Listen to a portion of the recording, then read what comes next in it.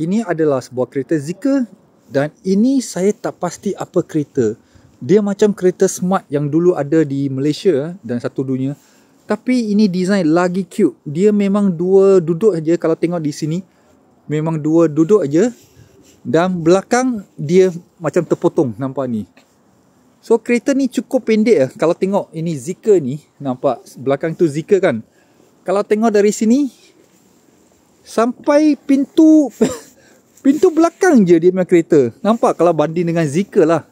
So ini adalah sebuah kereta Baojun. Baojun. Okey, ini ada sebuah EV. Kalau tengok di sini, okey, ini adalah dia punya jenama. Jenama di sini kot.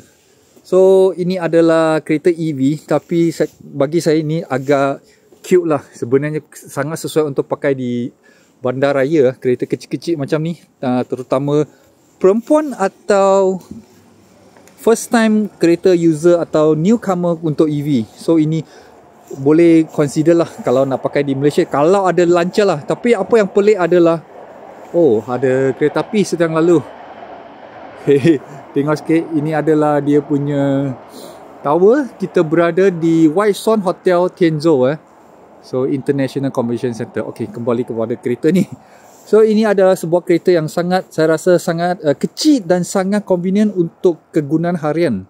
Selain daripada guna motor, ini salah satu yang bagus. So di China, kalau kita tengok dia punya nombor plate hijau putih macam ni, ini bermakna kereta EV. So kalau kita tengok ni banyak EV nampak. Nombor plate dia hijau putih. Kalau macam tu, warna biru, itu bermakna kereta engine. So apa pendapat anda tentang kereta QQ ini? Sila komen di bawah. Kalau kereta ni masuk ke pasaran Malaysia, rasa boleh jual tak? Ada orang akan minat tak kereta macam ni? So boleh bagi pendapat anda. Apa pendapat anda tentang kereta ni? Alright.